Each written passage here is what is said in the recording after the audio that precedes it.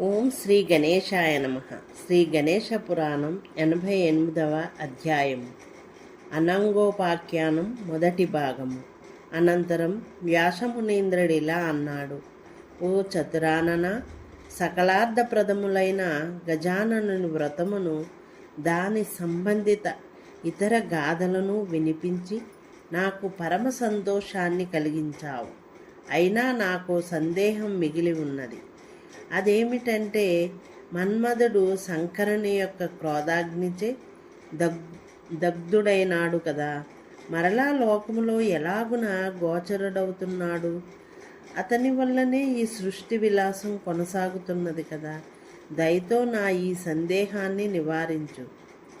అప్పుడు చతురాననుడిలా బదులు పలికాడు. శంకరుడు రోషంతో ఆగ్రహపరవశుడై తన మూడవ కన్ను తెరవగానే అతడి క్రోధాగ్నికి భస్మీపటలమైన మదనుడి విషయాన్ని తెలుసుకుని, అతడి పత్ని అయిన రతి తన భర్త అపరాధాన్ని తెలుసుకుని, ఆ మదనారి శివుని పాదాలనంటి సాష్టాంగ దండ ప్రణామాలు ఆచరించి ఈ విధంగా స్తుతించింది. ఓ మహాదేవ, నీవే త్రిగుణాలకు ఆధారభూతుడవు, అతీతుడవు. సత్వగుణం చేత లోకపాలనను, రజోగుణం చేత సృష్టి కార్య నిర్వహణను, చివరకు తమోగుణం ఆధారంగా సకల లోకాలను అరిస్తున్న నీకిదే నా శరణాగతి. ముక్కంటివి, వృషభవాహనుడువు, గిరిజా సహాయుడువైన నీకివే నా నమస్కృతులు. చేతిలో కపాలదారిపై నిత్య భిక్షువువైన భక్తుల మనోరథాలనన్నిటినీ నెరవేర్చుతూ దీనుల ఎడ అపారమైన దయను వర్షించే దీనజనార్తిహరణ, నా పతివియోగాన్ని నేను సైపలేకున్నాను. నీవు తప్ప మరి నాకు వేరే దిక్కు లేదు. నీ క్రోధాగ్నిచే దగ్ధుడైన నా భర్తకు ప్రాణాలను దానం చేసి నాకు సౌభాగ్య భిక్షను ప్రసాదించు. అలా కాకపోతే నేను ప్రాణత్యాగం చేసి అతన్ని చేరుకుంటాను. అది నీకు అపకీర్తి కాదా ప్రభు? నీ కరుణయే నాకిక ఆధారం అంటూ దీనంగా ప్రార్థించిన రతీదేవి స్తుతికి శంకరుడు ప్రసన్నుడై ఆమెతో ఇలా అన్నాడు. ఓ రతి, నీ స్తుతికి నేను సంతసించాను. నీకేం వరం కావాలో కోరుకో. అప్పుడు ఆ మదనుని పత్ని సంతోషభరితురాలై ఇలా కోరుకున్నది. ఓ పరమేశ్వర, ముల్లోకాలలోనూ కాంతలకు పతితోడిదే జీవితం కదా. భర్తృరహితమైన మగువ జీవితం వ్యర్థం.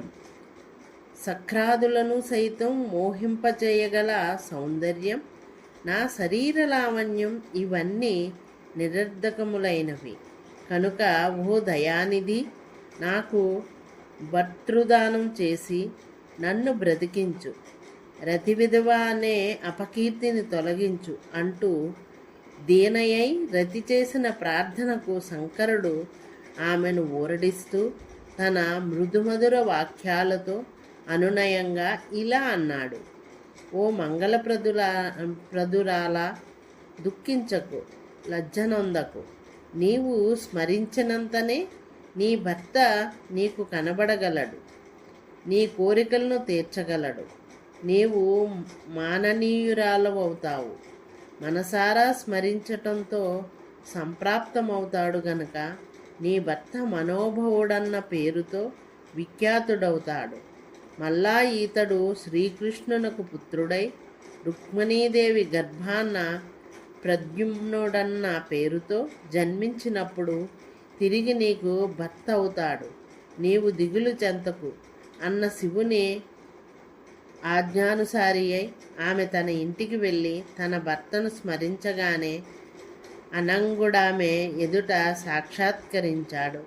ఆమె ఆశ్చర్యానందాలకు అవధే లేకపోయింది. ఆ తరువాత అనంగుడు శంకరుని సన్నిధికి వెళ్ళి నమస్కరించి ఇలా పలికాడు. ఓ దేవా, అపరాధము లేకుండానే నాకు శరీరం లేకుండా చేశావే.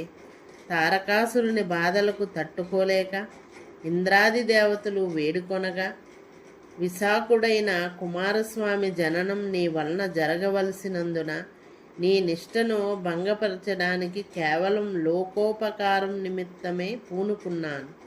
ఎవరైనా తమకు ఆయాచితంగా ఉపకారం చేస్తే ఎంతో ఆనందిస్తారు, కానీ అది నా విషయంలో విపరీత ఫలితాన్ని ఇచ్చింది. గతంలో 33 కోట్ల దేవతలందరిలోనూ అత్యంత సుందరుడనై ఒప్పాను. ఇంద్రుడు, జయంతుడు, వసంతుడు, నలకూబరుడు వీరంతా నన్ను చూసి సిగ్గుతో తమ తల దించుకునేవారు. ఇప్పుడు అంగహీనుడనై ప్రేతలా ఎలా ఉండగలను?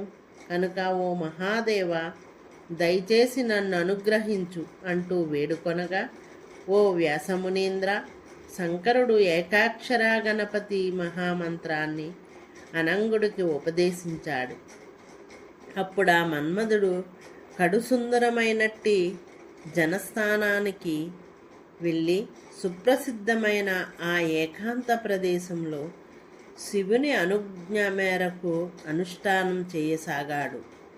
గజానన సాక్షాత్కారం కేవలం వాయువునే ఆహారంగా భక్షిస్తూ రతీ సమేతుడై అనంగుడు 100 సంవత్సరాలు మహత్తరమైన తపస్సును గణేశ ఏకాక్షరీ మంత్రాన్ని జపిస్తూ నిష్టగా చేశాడు.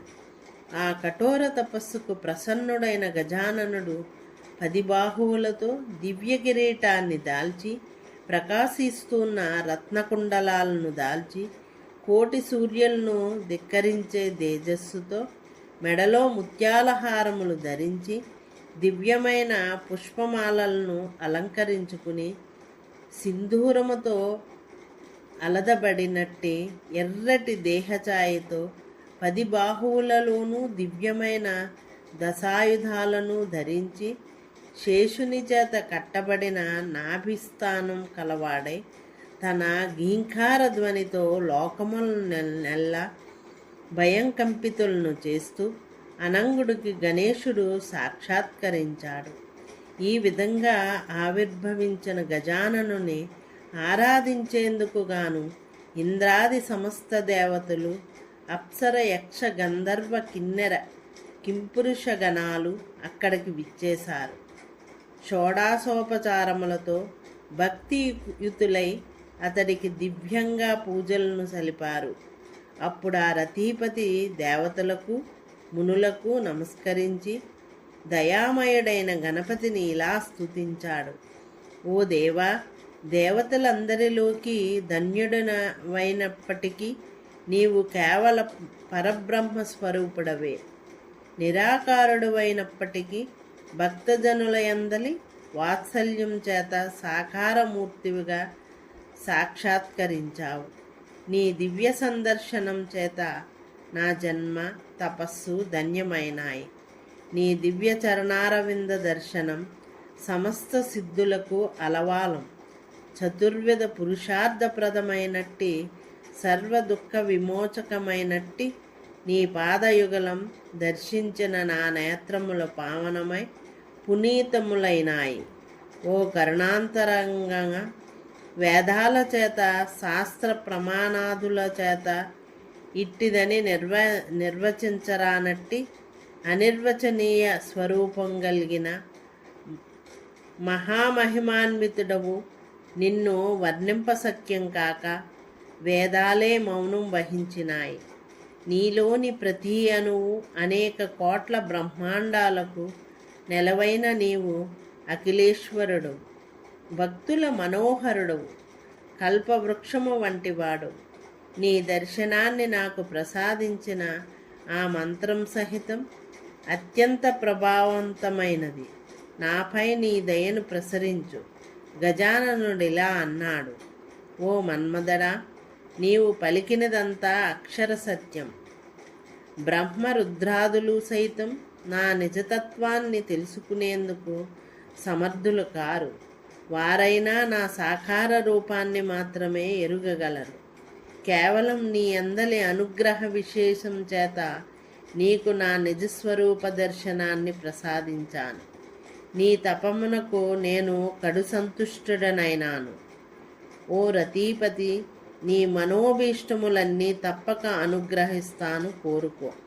అప్పుడు ఆ మదనుడు ఆ గజాననుని అనుగ్రహవచనాలను విని శివుని ఆగ్రహానికి తను దగ్ధుడవటము, తన భార్య అయిన రతీ విలాపము, ఏకాక్షర మంత్రోపదేశము మొదలైన వివరాలను ఆ గజాననుకి విన్నవించి, ఓ దేవా, నీకు నా యందు అనుగ్రహం కలిగినట్లయితే నాకు సదేహత్వాన్ని వసంగుము, సర్వదేవతా మాన్యత్వమును, పూర్వంలో వలె శరీర లావణ్యాన్ని, నీ చరణార విందాలపై చెదరని దృఢభక్తిని, 3 లోకాలపైన విజయాన్ని కలుగజేయి అంటూ ప్రార్థించాడు.